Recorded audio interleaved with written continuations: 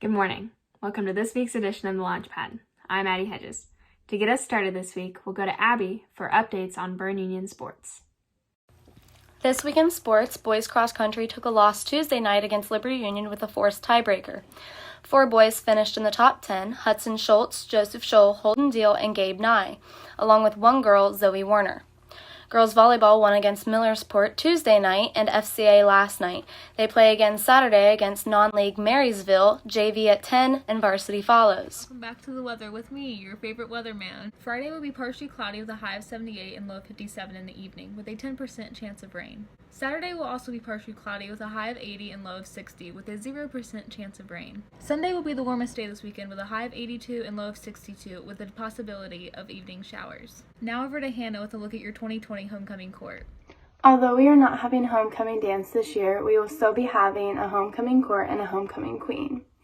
Here is the court for 2020 and their escorts. First off, we have freshman Gabby Mabry escorted by Cade Pugh, sophomore Hannah Brown escorted by Nate Nemeth, junior Samantha Hurst escorted by Carson Bauer, and for queen we have Kelsey Essman escorted by Kaden Moore, Cheyenne Finneyfrock, escorted by Hayden Rarick, Ashlyn Gherkin, escorted by Colt McCormick, and Hannah Parker, escorted by Chris Prince. Good luck to my fellow Queen candidates. Now over to Ms. Harrison for some college info. Thanks, Hannah. Because we haven't been in school, it can be difficult to stay updated on the college application process. Luckily, Ms. Harrison was able to share a few tips to let seniors know what we should be thinking about or starting for the college application process.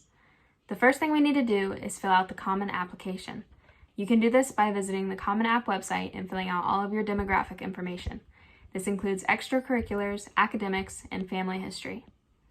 You can also upload your personal essay to this site and it will send your application materials to all of the colleges you are applying to. It's important to remember that it doesn't matter if you send your college applications before your transcripts. Colleges will be able to match your information up.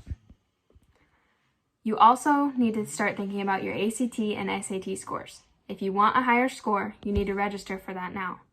For early action applicants, the scores need to be in soon. If you are applying later, you still have a few months. You also need to be thinking about transcripts and letters of recommendation. These will be accessed through individual Naviance accounts. On October 9th, Ms. Harrison will be visiting all of the senior English classes to discuss how to use the website. If you are not in an English class, feel free to schedule an appointment with Ms. Harrison and she will walk you through the whole process. You also need to make sure you're checking application deadlines. Most colleges have pushed back deadlines because of COVID, but it's important to check what the colleges you are planning on applying to are doing. That is all the advice Ms. Harrison has for now. Now to Mary for a TikTok update. Thanks, Addie. Myself and many other TikTok users have had a very big scare over the past several weeks. We all thought TikTok was getting banned. President Trump and many others didn't like the affiliation that TikTok had with China, so he wanted to ban the app in the US. Luckily, that is not happening. As someone who spends about 20 hours on the app a week, that would obviously be a very big hindrance to my daily routine if I did not have it. Yeah, we can celebrate. Thanks to the companies Oracle and Walmart, a deal has been made, and in the US, TikTok will no longer have any affiliation with China. So yes, TikTok has been saved. So now we're going to move on to Joe for a message about Ruth Bader Ginsburg. Thanks, Mary. On September 18th, Supreme Court Justice Ruth Bader Ginsburg died at age 87. She was the second woman to serve in the United States Supreme Court, doing so for 27 years. Long before she was appointed to the highest court in the land, Ginsburg was a champion for gender equality. She became the first female professor to receive tenure at Columbia University Law School. She directed the work of the American Civil Liberties Union Women's Rights Project from its founding in 1972 up until she was appointed to the U.S. Court of Appeals for the District of Columbia in 1980 by President Carter. During this time, Ginsburg would file dozens of briefs with the courts attempting to persuade them that the 14th Amendment, which provided equal protection under the law to any person, applied to women. After 13 years of serving on the U.S. Court of Appeals, she was appointed to the U.S. Supreme Court by President Clinton. Once on the Supreme Court, she continued to fight for women's rights and earned a reputation for having an intellect and attitude one colleague described as tough as nails.